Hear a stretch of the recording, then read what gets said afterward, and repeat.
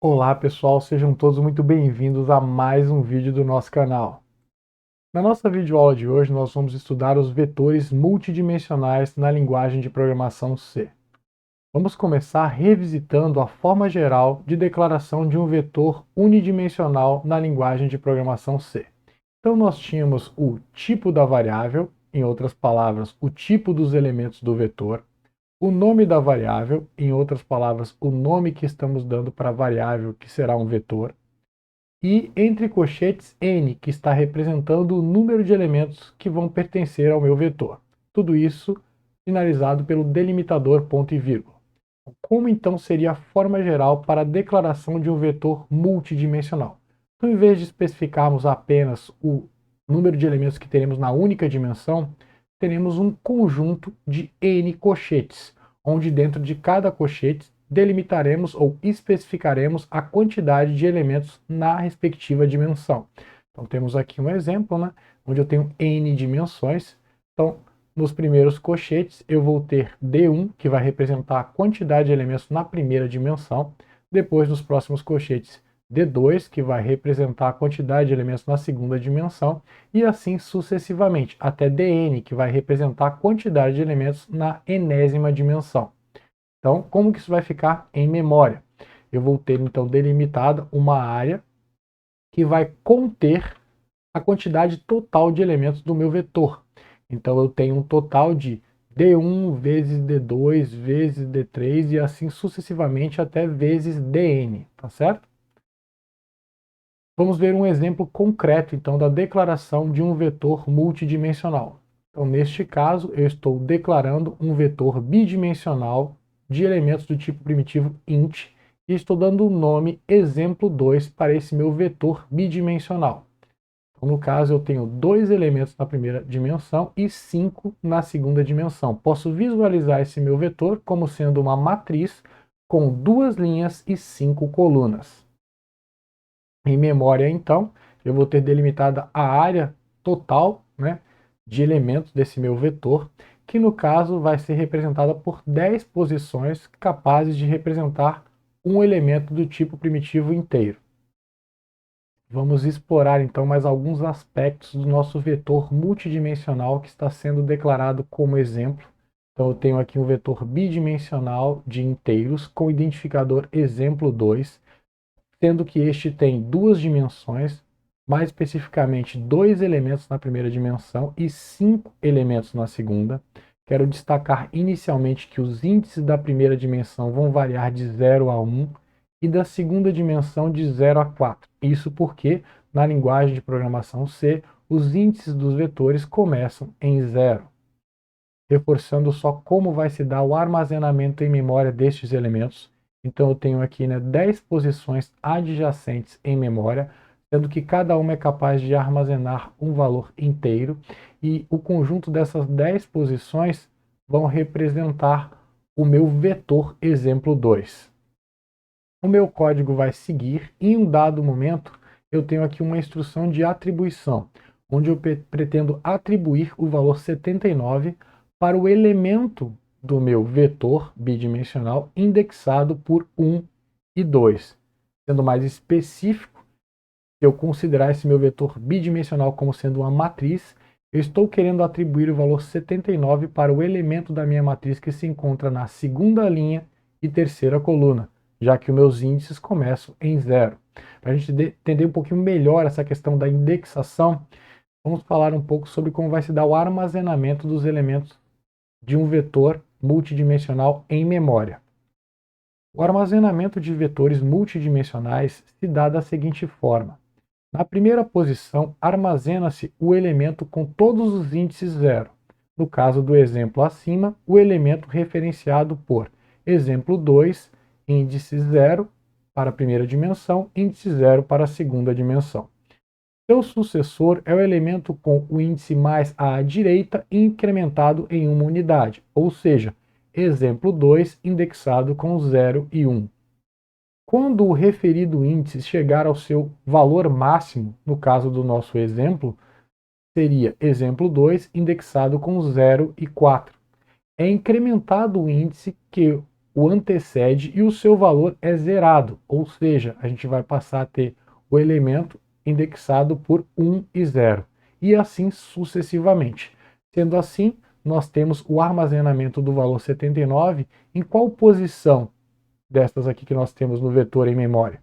Então vamos lá, este primeiro elemento tem índice 0, 0, o segundo 0, 1, o próximo 0, 2, o próximo 0, 3, o próximo 0, 4, o próximo 1, 0, o próximo 1, 1 e o próximo 1, 2. Então é nesta posição que será armazenado o valor 79. Vamos então agora analisar um programa que vai se utilizar de um vetor multidimensional. Em outras palavras, o programa vai declarar um vetor multidimensional e vai manipular o mesmo. O programa abaixo declara uma matriz 3x4 de inteiros e a inicializa com valores fornecidos pelo usuário. Então vamos ao código-fonte deste programa. Começo pela diretiva de pré-processador include stdio.h. No caso, eu estou permitindo que o meu programa se utilize das funções de entrada e saída formatada. Agora tenho a diretiva de pré-processador define sendo utilizada. Neste caso, a mesma está associando o identificador n_l ao valor constante 3. Tenho agora mais uma utilização do define, mas agora associando o identificador n_c ao valor constante 4. Meu objetivo com esses defines é permitir um ajuste rápido e eficiente das dimensões da matriz que eu pretendo manipular. Tenho agora a minha função principal main, abro o bloco da mesma, no início do bloco farei a declaração das variáveis que serão utilizadas no programa. No caso, estou declarando um vetor bidimensional de inteiros com identificador matriz e com n_l elementos na primeira dimensão e n_c elementos na segunda dimensão. Em outras palavras, estou declarando, neste caso, uma matriz com 3 elementos na primeira dimensão e 4 na segunda, ou seja, uma matriz com 3 linhas e 4 colunas. Estou também declarando duas variáveis inteiras, com identificadores respectivamente i e j. Agora eu tenho um laço de repetição for que visa percorrer todas as linhas do meu vetor. No caso, isso será feito através da utilização da variável i, que neste caso vai variar de 0 até n_l menos 1. Em outras palavras, vai variar de 0 a 2. E assim eu vou percorrer todas as linhas da minha matriz. Para cada linha, eu preciso percorrer todas as colunas. Então, vou ter um for interno a este, que vai se utilizar da variável j para controlar o número de iterações do mesmo, e a variável j vai variar, neste caso, de 0 a n_c menos 1. Em outras palavras, de 0 a 3. E assim eu vou variar, né, o j acessando todas as colunas da minha iésima linha. Abro então o bloco do meu for, então está ali a minha chave, e agora vou ter um printf, que após a mudança de linha vai apresentar para o usuário a solicitação do valor correspondente a um elemento da matriz. Mais especificamente, a mensagem será entre com matriz, e aí eu tenho aqui, né, nos primeiros colchetes, um valor que vai representar o resultado da avaliação da expressão aritmética i mais 1. E aí, no segundo conjunto de colchetes, eu tenho ali, né, o valor que vai ser apresentado, e este vai ser obtido através da avaliação da expressão aritmética j mais 1. Por que eu estou somando uma unidade ao i e somando uma unidade ao j? Porque meu objetivo é transparecer para o usuário o fato de que os índices em C começam em 0. Tá certo? Então, com isso, eu vou explicitar para o usuário que elemento ele vai fornecer, ou seja, qual a linha e coluna deste elemento. Na sequência, tem um scanf que vai fazer a leitura de um valor inteiro e vai armazenar o mesmo no elemento indexado por i e j do meu vetor bidimensional matriz. Então, notem aqui, né, que após a indexação, eu tenho aqui, né, a presença do meu e-comercial. Então, eu extraio o endereço do elemento do meu vetor indexado por i e j. Agora eu fecho o bloco do meu for interno e fecho o bloco da minha função principal main. Vamos então dar continuidade ao nosso estudo de vetores multidimensionais. Assim como os vetores unidimensionais, os vetores multidimensionais também podem ser inicializados na declaração. Vamos então a alguns exemplos. Inicialmente aqui nós vemos a declaração de um vetor bidimensional de floats. No caso, o identificador do vetor é matriz e este vetor vai ter 3 elementos na primeira dimensão e 4 na segunda. Então, um total de 12 elementos. Então, nós vemos aqui a inicialização na declaração.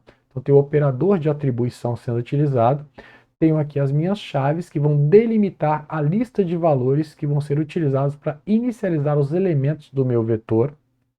E eu tenho aqui os valores separados por vírgula. No caso aqui tem uma lista com 12 valores, que vão servir para inicializar os 12 elementos do meu vetor.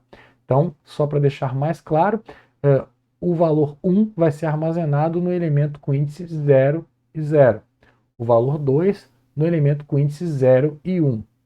E assim sucessivamente. Também posso inicializar um vetor na sua declaração suprimindo a quantidade de elementos em uma dimensão, pois na declaração eu estou especificando a lista de valores e com base na quantidade de elementos nessa lista, é possível que o compilador consiga inferir qual o valor vai constar nesta dimensão, tá certo? Ou seja, a quantidade de elementos nessa dimensão. Eu só quero deixar claro o fato de que a minha lista de elementos tem que ser múltiplo dos valores que eu tenho nas demais dimensões. Então, no caso, eu tenho aqui 12, 12 é um múltiplo de 2. Ou seja, quando eu pegar esse 12 e dividir por 2, eu vou ter resto zero. E aí o meu quociente vai ser utilizado para determinar a quantidade de elementos que eu tenho na dimensão onde eu não especifiquei este valor. Então, no caso, o valor aqui corresponderá a 6. Tenho aqui, só o destaque de que uma dimensão pode ser omitida quando a inicialização se dá na declaração. Mais um exemplo aqui, neste caso eu estou omitindo a quantidade de elementos que eu tenho em 2 dimensões. E tenho uma lista de valores aqui. Quero destacar que mais de uma dimensão não pode ser omitida quando a inicialização se dá na declaração. Isso porque não podemos instruir o computador com informações ambíguas. Então, neste caso aqui, eu tenho múltiplas combinações possíveis, para a quantidade de elementos que eu tenho em cada dimensão. Então, por exemplo, eu poderia ter aqui 2, 6, eu poderia ter 3, 4, eu poderia ter 4, 3, eu poderia ter 6, 2. Tá certo? Então, só para destacar que não é possível. Vamos então para o primeiro exercício da nossa videoaula de hoje. Construa um programa na linguagem C que declare uma matriz 7x4 de números em ponto flutuante.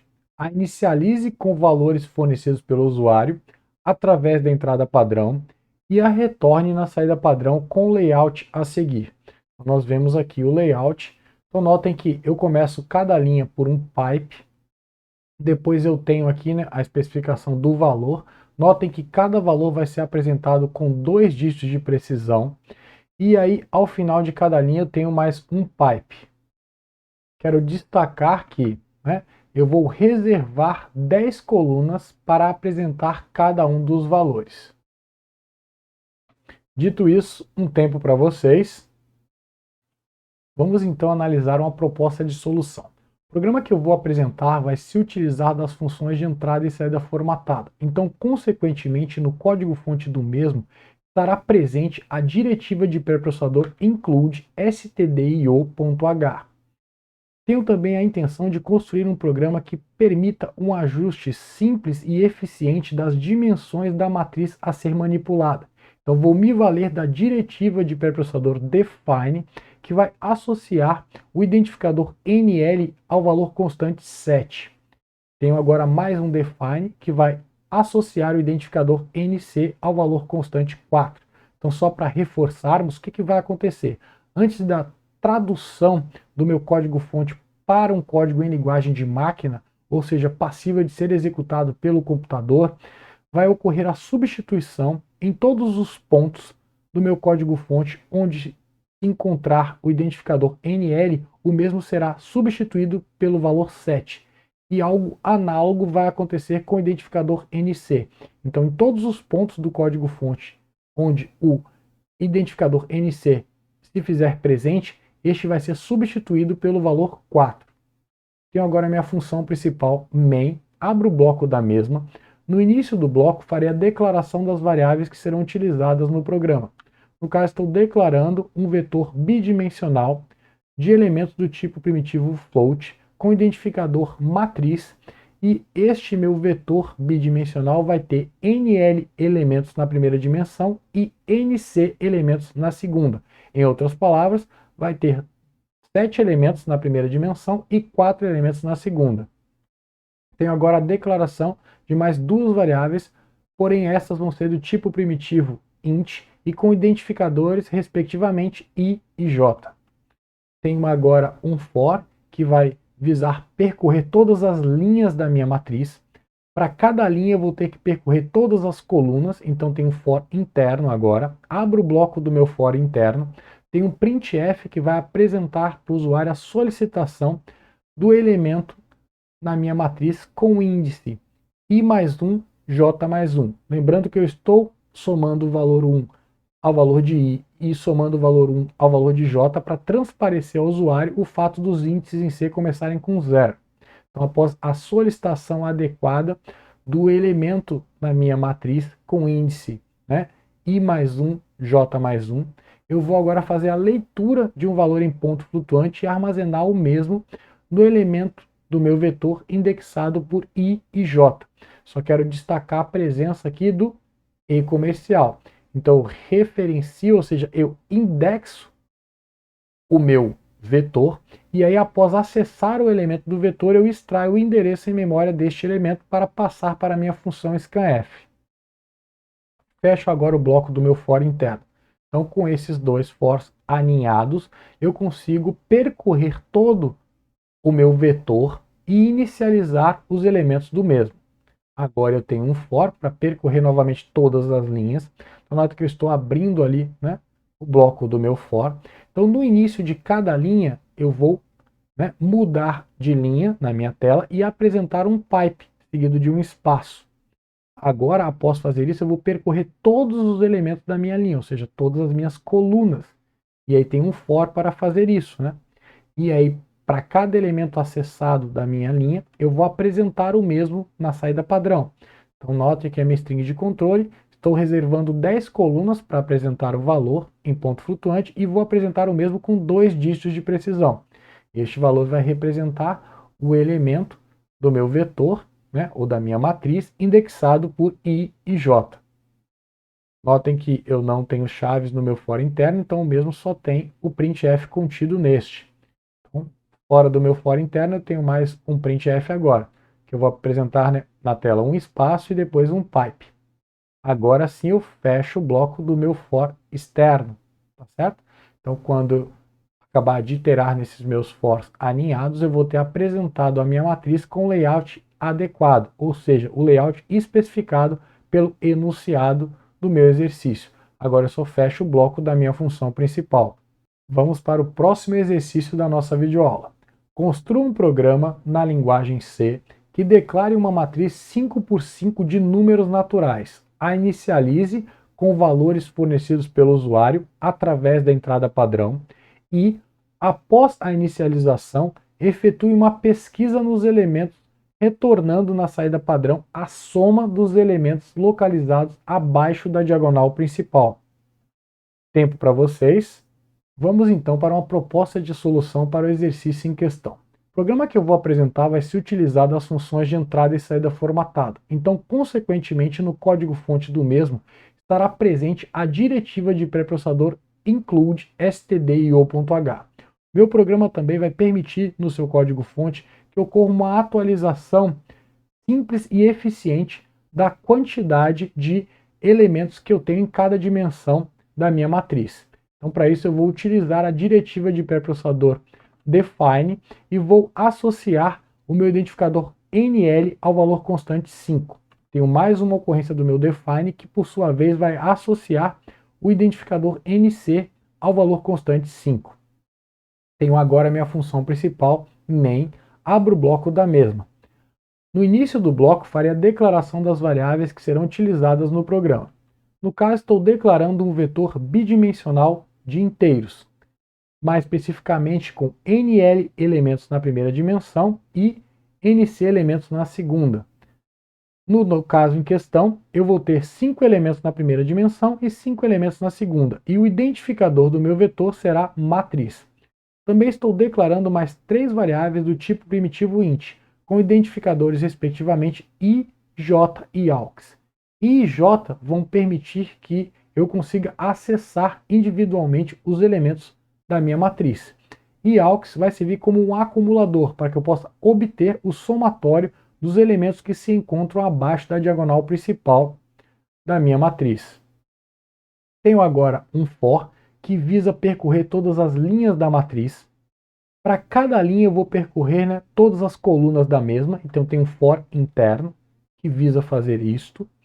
Dentro do meu for interno eu tenho um laço de repetição do while. O objetivo desse laço é solicitar as entradas e validar as mesmas. Lembre-se que no enunciado do exercício fazia menção que a matriz vai ser de valores naturais. Lembre-se no caso que eu estou declarando aqui a minha matriz com valores inteiros, e o tipo primitivo int permite o armazenamento de valores negativos, então vou usar o meu laço de repetição do while para validar as entradas fornecidas. Então estou abrindo o bloco do meu do while, e aí a primeira instrução contida no mesmo é um printf, que vai fazer a solicitação do elemento da minha matriz com índice i mais 1 e j mais 1, porque eu estou somando um ao i e um ao j para transparecer ao usuário o fato dos índices em C começarem com 0. Após solicitar ao usuário adequadamente o elemento da matriz, eu faço a leitura do valor fornecido e armazeno no elemento da matriz indexado por i e j. Só quero destacar aqui a presença do e comercial. Fecho agora o bloco do meu do while e tenho ali a expressão lógica que vai controlar o número de iterações do mesmo. Ou seja, eu vou fazer enquanto o valor fornecido para o elemento da matriz com índice i e j for menor que 0. Então só vou aceitar valores para os elementos da minha matriz que representem valores naturais. Quando eu sair desses meus laços de repetição alinhados, aí eu tenho agora um for que visa inicialmente inicializar o meu acumulador aux, e aí eu tenho agora o controle através do i do meu laço para que eu percorra todas as linhas da minha matriz. Para cada linha eu vou percorrer todas as colunas, então eu tenho um for interno, tá certo? E agora eu verifico como que eu determino se um elemento se encontra abaixo da diagonal principal da minha matriz. Lembre-se que os elementos da diagonal principal têm índice de linha igual ao índice de coluna. Então os elementos que estão abaixo da diagonal principal têm índice de linha superior ao índice da coluna. Então eu verifico com esse meu if, se o índice da minha linha é maior do que o índice da coluna, ou seja, se o valor de i é maior do que o valor de j. Se a avaliação dessa expressão lógica resultar em verdadeiro, eu devo acumular este valor ao meu somatório, que representa o somatório dos elementos contidos abaixo da diagonal principal. Então é isso que eu faço, Então através dessa minha atribuição aqui, eu estou fazendo o que? Eu consulto o valor que eu tenho em aux, por isso que eu inicializei o mesmo com 0, e aí eu somo a este o valor do elemento da matriz indexado por i e j. E aí atualizo o valor de aux com a avaliação dessa expressão aritmética. Tá bom? Então quando eu sair desses meus fors alinhados aqui, eu vou ter em aux o somatório dos elementos da minha matriz que se encontram abaixo da diagonal principal. Então eu tenho agora um printf que vai apresentar na saída padrão a mensagem: a soma dos elementos posicionados abaixo da diagonal principal é. E aí eu tenho aqui o valor que vai ser apresentado, que representa o conteúdo da variável aux. Agora eu tenho a chave que fecha o bloco da minha função principal main. A nossa videoaula de hoje termina por aqui.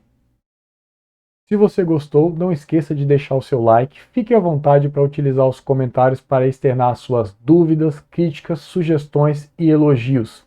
Nos vemos na próxima. Valeu!